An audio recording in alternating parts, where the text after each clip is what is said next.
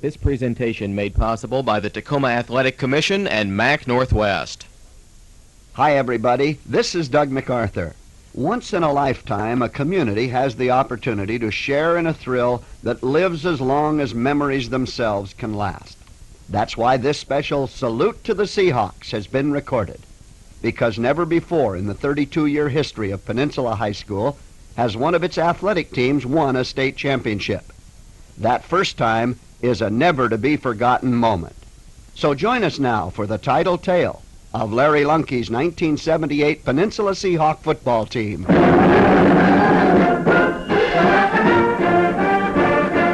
It all began long before King Bowl II on December 2nd, 1978, and it didn't come easy. Nothing genuinely important ever does. It gathered momentum every week during the 78 season, starting with a 24-8 victory over Tahoma. Then, playing them one at a time, the Hawks began a relentless march toward the Seamount League Championship and the pulsating playoff competition which would lead to the King Bowl. Second in line was White River, and the Hawks stung the Hornets 21-7. Enumclaw next, and Peninsula won 14-0. It was 35-8 over Mount Si, 40-0 atop Glacier, 28-8 by Foster, and 44-8 past Tyee. Fife fell 42-21 in the league championship tussle, and the Hawks blew by Bainbridge 35-6 to end the regular season unbeaten. Then came the hard part. The playoffs matched Olympia's Capitol High against Peninsula, and it was the toughest game of the season for the Hawks. But roaring from behind, the 28-27 Hawk decision triggered the title quest.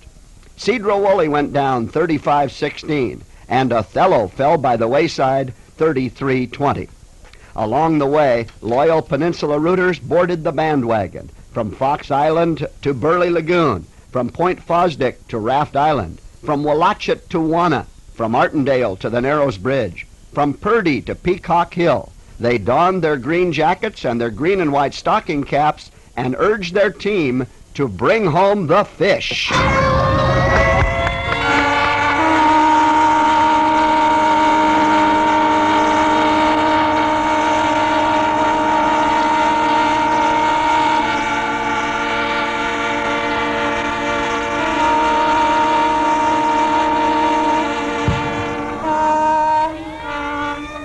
With the sounds of the Gig Harbor fishing fleet ringing in their ears, the Hawks headed into the championship game with the added pressure of being ranked #1 in the state. The championship contender would be Pullman's Fleet Greyhounds, aptly named and superbly coached. They had won their last 8 games in a row and were determined to erase a 1977 semifinal loss to Peninsula, which kept them from the title round. The Hawks had reason for determination, too. They had rammed home 4 fourth-quarter touchdowns to derail Pullman, but they caught a tiger by the tail in the 1977 championship game. Burlington Edison's 57-30 victory left Peninsula fans echoing that familiar phrase, "Wait till next year." All of a sudden, next year was here. The morning of December 1st, 1978 marked the last day of practice for Peninsula's 17 seniors. And neither rain nor cold would make a bit of difference because they'd do it in the Dome. That morning, the town of Gig Harbor and the surrounding community wished the Hawks well. Mayor Ruth Bogue greeted the team. Ruth? Thank you. Hi, guys. We're all terribly proud of you. We hope you have a wonderful time in Seattle. I feel like I've come full circle with the Seahawks. When we first came, I used to have to stand on the sidelines because there weren't any bleachers. Now I'm back standing on the sidelines because it's standing room only at your games. I'd like to read the proclamation that I've issued.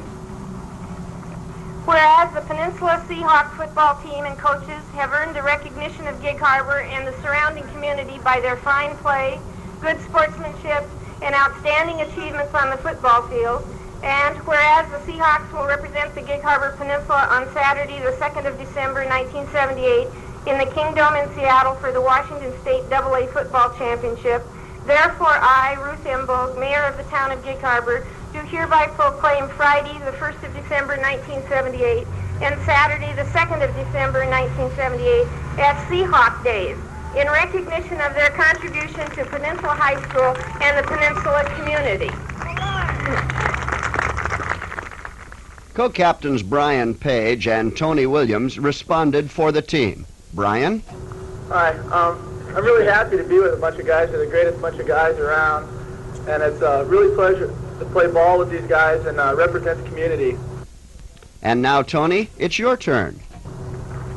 First of all, I'd like to thank all the parents who have helped us out, you know, making the breakfast. It really feels good to have something warm in your tummy when you go to play. And you've really had a lot of support throughout the year, and we all appreciate that. And we hope you all wear green tomorrow. Thanks a lot. Principal Dale Gunnarsson added these thoughts. Fellas, on behalf of the school, and I've told you personally, I've seen you around school and talked to you, almost every one of you, but on behalf of the school and the kids of all the schools in the Peninsula School District, we are extremely proud of you, and we wish you every bit of luck tomorrow. We know that the luck is already there. We know what's going to happen. You know what's going to happen. I'd like to say one other thing. These coaches, Coach Lunke and all the other assistants, the people who have worked for the football program, the managers, the cheerleaders, all of you people have done a super job. We're extremely proud of you, and it's going to be sort of a culmination of a long but happy football season tomorrow. So best of luck. I'm behind you 100%. And so it was time to head for Seattle for a quick practice, then home for a good night's sleep. And then, almost before anyone realized, it was 5:30 p.m. on Saturday, December 2nd. Sportscaster Art Popham was among the 30,295 fans who witnessed King Bowl II. Art's microphone relayed an early rash of penalties that led to a series of bad breaks for the Seahawks. And the first big one came out of punt formation. So now the Seahawks shift into punt formation. The snap is a good one. Scansey angles the kick off the side of his foot. Very bad kick. It's going to bounce at around midfield, take a hop for the Greyhounds, and come back to around the 45. I don't think anybody got a hand on it. It was just simply deflected off the side of his foot. And it's going to be a 7-yard kick with no return. And so Pullman will take over in great field position in Seahawk territory at the 46-yard line. Scansey would experience very few, if any, bad moments in the rest of his prep football career. But the Seahawks could not get out of the first quarter without falling behind. Here comes Pullman with a 4th and goal from the 1. The Seahawks held on a 3rd and goal from the 1. See if they do it on 4th as Pullman goes for it. Juan and then calls his signals. Senior quarterback on a long count, and the quarterback keeper rams straight ahead. He's in for the touchdown. Kip Lincoln kicked the extra point, and it was 7-0 Pullman. Not much went right in the rest of Part 1 either. There were penalties aplenty against Peninsula, and Pullman racked up a second score. No one realized it then, but Lincoln's extra point attempt, which just sailed under the crossbar, would be the biggest miss of the entire season. Pullman seemed destined to take that 13-0 lead into the second quarter, but Peninsula had one last play. And here's what happened. 1st and 10 at their own 47 for the Seahawks after the pass interference call as Steve Hunt calls his signals. Hunt gives it off to Hull, ramming straight ahead. He's got good running room, breaking tackles. He's down to the 30. He's down to the 25, the 15, the 10. He's going all the way. He's in for the touchdown. It's a 53-yard touchdown run for the Seahawks as Peninsula gets on the scoreboard in a big way. Breaking straight back up the middle was the fullback, Mike Hull. And he goes all the way for the touchdown as the Seahawks, known for the pass, do it with a spectacular run by the fullback Mike Hull. And it's now a 13-6 game with the point after coming up. Hunt will try the point after out of Scansey's hold. The ball is put down, the kick is up, and the kick is good. The second quarter found Pullman stymied by the Hawk defense despite one big play. Wananen fakes the ball as he's rolling back to pass, setting up, throwing one to the left side. Ball is caught at about the 25-yard line, up to the 35, up to the 40, breaking a tackle and taking it all the way up to midfield before he's brought down is Doug Pellerin, the fullback. Finally stopped on the play by Gene Thompson, the right cornerback, but not before a gain of some 40 yards. With Thompson making sure that Pullman went no further, it turned out to be time for a Greyhound punt. It'll be Wananen in to do the punting. Gets off a floating kick that's going to come to the 12-yard line, taken at that point, and driven back to about the 9 and tackled. No return at all on the play. It was Scott O'Hara who took the punt at about the 11 and then was driven back. And let's see where they will mark it. The Seahawks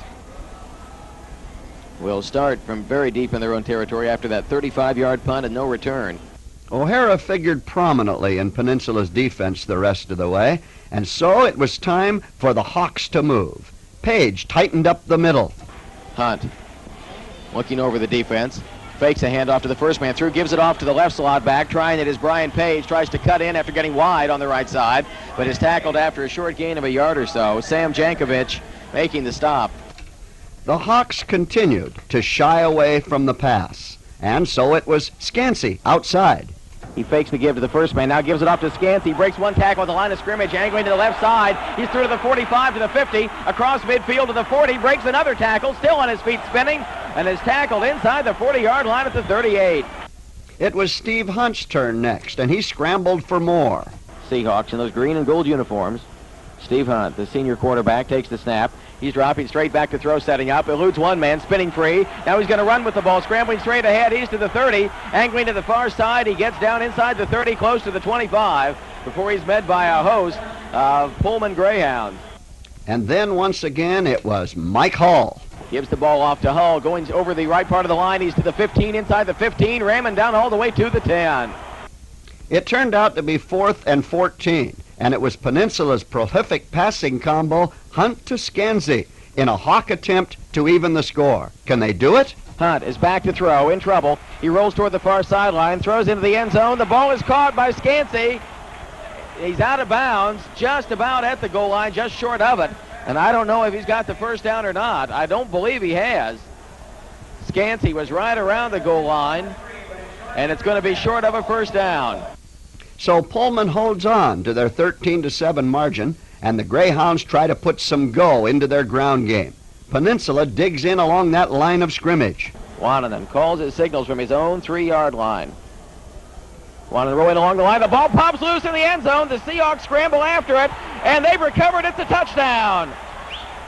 The Seahawks recovered it in the end zone. The guy who got there was Bob Valley, the left tackle, and the Seahawks have tied the game, recovering that fumble in the end zone, and now the point after coming up. Well, Hunt went on to kick that important point after, and Peninsula had a 14-13 lead. The Greyhounds were not the type of team to let a bad break get them down either. They moved upfield in an effort to beat the clock, and soon there was time for only one more play in the first half. Wananen, with just 14 ticks left on the clock, calls his signals. He's going to throw, dropping straight back, lobbing one for the end zone. Man is there, makes the catch, touchdown! The ball was hauled in the end zone by Goebel as the fullback who came in a couple of plays ago to pick up that big first down, hauled in the high lob pass from Wananen just about at the 2, and Goebel got it in for the touchdown. With only 1 second left on the clock, Pullman had taken a 20-14 halftime lead, and the third quarter spelled more of the same. Speedy Paul Brooks scooted through the Seahawk defense for a quick touchdown, and the Greyhounds had zipped in front 27-14. Would Peninsula get pass happy to get back in the game? The Hawks really had no choice. They had to take what Pullman's defense would give them, the run, and number 25 was anxious to oblige. Hunt calls his signals on a 2nd and 6 from the 18, rolling right along the line, hands off to the fullback. With good running room, is Hull angling to the far side. He's down to the 10-yard line and is going to be just inside the 10 before he's finally brought down by Keith Malmquist, one of the outside linebackers for Pullman. Gain of 7 on the play. That's good enough for the first down. And the ball's now going to be put down just outside the 10 at the 11-yard line. Mike Hull with some good blocking by the right side of that line. Dave Harrison and J.R. Hemley doing a good job for Peninsula. So far, so good. So let's give it a go again.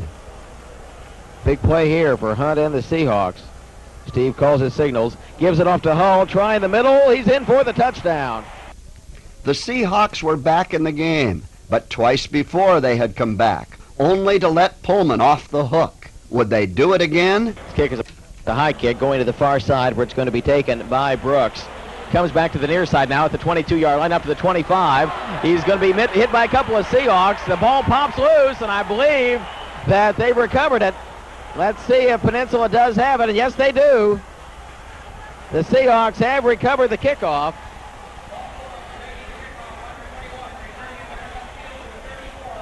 A couple of guys hit him, one high and one low, and the man who came out with the football for the Seahawks was Greg Henson. Henson gives the Seahawks the football now on the 33-yard line.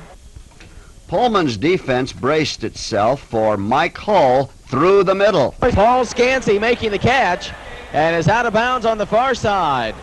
So Hunt came out throwing, and Scansey made the catch at the 10, going out of bounds there, a 25-yard gain. Surely the Hawks would pass again. Handoff comes to Hull, running back up the middle. He's to the 5, inside the 5, and down at about the 2-yard line. And now there wasn't any question. Pullman zeroed in on Hull. Could Mike take it in? So the Seahawks with a 2nd and goal from the 1. Hunt jacking out the defense. Takes the snap, gives it off to Hull. He rams over the right guard. Hull, he's in for the touchdown. Steve Hunt again kicked the extra point, and Peninsula's lead inspired the defense. Pullman tried to run a play. Wananen gives off to the right halfback coming around. It's McNeil carrying the ball out across the 35-yard line and bumped down just about at that point. McNeil coming from right to left. Making the stop was Bob Doyle, the blood end of Peninsula. And soon, the last play of the third quarter had arrived. Peninsula had scored on the final play of the first, and Pullman on the last gasp in the second. Could the Greyhounds make it 3 for 3? Well, they gave it a try. There's no time. They've started a play here that may be an illegal play. Pass over the middle is complete, then pops up in the air and is intercepted. The ball is down to about the 35-yard line. The man who came up with it was Rob Carlson. Now, is the play going to stand? That play was a big one. Because time had expired, Peninsula lost that fine interception by Rob Carlson, and the Pullman Express continued on its way. But first, it was Seahawks sack time. Wananen with a 2nd and 11. Takes the handoff. He's going to bootleg it, dropping back to throw. Setting up. He's in trouble and is going to be sacked back at his own 45-yard line. The first man to get there was Hugo Critchfield. Hugo Critchfield, the first man to get to him. The Greyhounds countered with a well-conceived screen pass, catching the Hawks in an all-out rush. Wananen is back to throw again, dropping straight back again under a rush. Throws a screen, caught ahead by Brooks. He's to midfield, down to the 45, to the 40, to the 35, he's to the 30, and inside the 30-yard line before he's finally stopped. Paul Brooks caught the screen pass and was brought down from behind by Tom Bushnell, the right tackle, but not before a big gain down to the 23-yard line. Good for a first down. Could Pullman go on to score? Could the Seahawks hold on to that slender 1-point lead? Let's listen. Wananen takes the snap, fakes into the line. He's back to throw, setting up, throwing one deep down the middle. Man is there. He's got it at the 10, at the 5, touchdown as the pass goes to Mark McNeil. The right halfback hauled it in around the 10-yard line, getting behind the defense. The closest man to him was Ben Attridge, but McNeil made the catch and went in for the score, and that puts Pullman back on top. How many times can these two championship teams bounce back? The Pullman touchdown has left it squarely up to the Seahawks now. Time is becoming a factor. There are little more than 7 minutes remaining. What more can happen now? Well, the lead seesaws back to Pullman as Scansey is back to receive the kick. Lincoln's kick is taken at about the 16-yard line. Back up the middle of Scansey to the 20, to the 25. He bounces off one man at the 30, out to the 35, to the 40. He's to midfield, down the far side to the 40. He's to the 30, the 20. He's going all the way. It's a touchdown.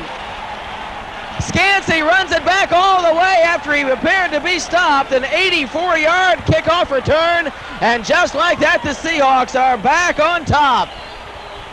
Well, that certainly didn't take long. Paul Scansey runs it back all the way. And the Seahawks have pulled even at 34-34 with the point after attempt coming up. We'll get the official yardage. 89 yards, they call it. And as the crowd whooping it up on the far side for the Peninsula Seahawks. Hunt in to try the point after. Scansey puts it down. The kick is up, and the kick is good. So with 7:11 left to go in the ball game, they're lucky numbers for the Seahawks. The score now is Peninsula 35, Pullman 34. You talk about a lift. Peninsula's defense was primed to take anything that Pullman could offer. The Greyhounds wasted no time digging into their bag of tricks. The kick is a short one taken by Wananen at the 20, up to the 25. Now he passes the ball back to a fullback who's taking it. Going up the near side is Goebel, and he's out to about the 45-yard line. But the Hawk defense owned the final 7 minutes. First, it was the Monster Man. Wananen hands it off to Brooks, and he's going to be nailed behind the line of scrimmage, back at about the 31-yard line. It's Jeff Selfers, the Monster Man, getting back to make the stop. And then it was Selfers again. From the far side, pitch comes to Brooks, trying to get wide on the near side. He's to the 30, hemmed up, gets out to the 35-yard line, is tackled at the 37 on an aggressive tackle by Jeff Selfers. And then it was the Bushman. Gives the ball off now for a run over the left side of the line. Trying it was McNeil, the right halfback. And he's got a short gain down to about the 47-yard line, and that's about it. Tom Bushnell, the right tackle for Peninsula, in on the stop. And then it was a Seahawk two-time. Takes the snap, again almost mishandled. He's back to throw, dropping straight back, throws over the middle, pass is caught, then fumbled. A scramble after it. It looks like Peninsula has it covered, and it is going to be a Seahawk ball. The man who made the hit, well, let's see, we got the ball. The man who recovered it was Bob Doyle. There was a hard hit applied on the play, and Bob Doyle was the man who recovered it. And that hard hit, it was Tony Williams. Pullman was to get the ball one more time. They tried everything. Wananen gives it off to Brooks. Now on the flea flicker, it's back to the quarterback, Wananen. He's going to crank up, throw down the middle, and the ball is caught at the 45-yard line. Making the reception was Todd Startzel.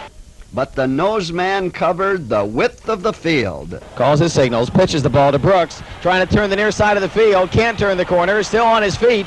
He's to the 45-yard line and ridden out of bounds at about the 46. Tackled by the jersey by Henry James, the nose guard, or rather Kerry James, the nose guard, who got out wide to slow him down and finally drag him out of bounds. Way to go, Kerry. And soon it was down to the Greyhounds' final fling. 4th and 3 at midfield coming up for Pullman. And the last gasp try here with 1:56 left to go as they need to convert to stay alive. Back to throw is Wananen setting up. Throws one over the middle, off the hands of the intended receiver, and incomplete. Would the Hawks sit on their lead? Would Peninsula just fall on the ball?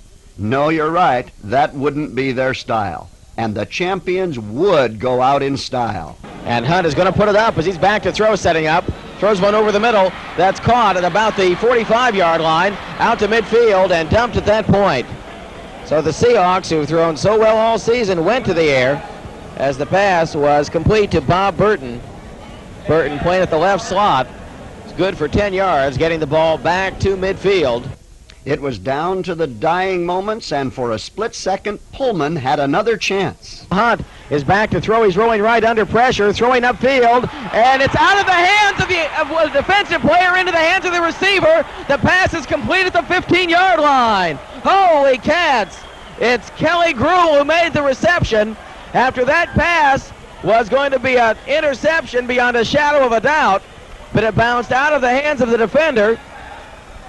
It appeared an interception for Sam Jankovic all the way, but it bounced off Jankovic and right into the hands of Gruhl, who made the catch, and the ball is down to the 15-yard line, but that's going to lock it up for the Peninsula Seahawks. The inevitable had at long last arrived. The moment of truth was near. The clock still rolling with 22 seconds left. Pullman does not have a timeout to stop it. Hunt takes the snap, gives off to Hull, ramming ahead across the 15, down to about the 11. And that should be the last play of the ball game. 10 seconds left to go. And the Seahawks are celebrating as they have won the AA championship of the state of Washington. The clock down to 2 seconds, 1 second, and that's the ball game. The Peninsula Seahawks have defeated the Pullman Greyhounds by a score of 35-34 as Peninsula completes an undefeated season, 13-0, and they're the AA champions of the state of Washington.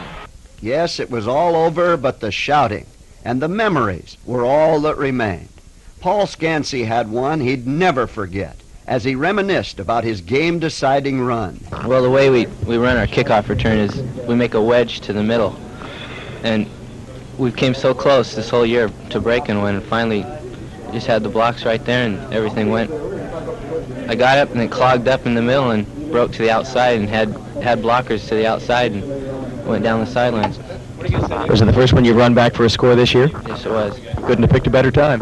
No, it was great. Steve Hunt was glad it was over. At least, he said he was relieved. It has been a long road, and we just took each game at a time, but our ultimate goal was to be state champions. But we knew that to do that, we just have to take them one at a time, and that's what we did. And it is a big relief to have the season over. Even though I love football, it's good to take a break. Steve, it was not really a typical game for you tonight, was it? No, I didn't pass as much as I'd like to, or Coach Lunky would have liked me to, but they had three guys up front, so we ran, and they're forcing us to run, so we did. It was a big night for Mike Hull. Yeah, it was. He really came through. He's a junior, and he started playing fullback his fourth game, and he's really come through for us and had some big games. When we needed someone to get yardage on the ground, he could do it. And the coach was a happy man. Larry Lunky and his staff were to be congratulated. Bob Ryan, Steve Dable, Raul Ansera, Tom Reardon, and Bill Stout all could be proud of a job well done. Art Popham talked with the head man. Barry, you've just received the AA championship trophy. How do you feel right now? I feel real great. I'm real proud of the kids, and it's been a long, tough 3 years, but it's been worth it. This is a beautiful building. I bet it looks even better to you right now, doesn't it? Better than ever. The best I've ever seen it look. So it really was not exactly a typical Seahawks game, was it? No, we've had trouble in the playoffs giving up points, and tonight we gave up more than we ever have. But our offense kept playing well. We just didn't get the ball enough.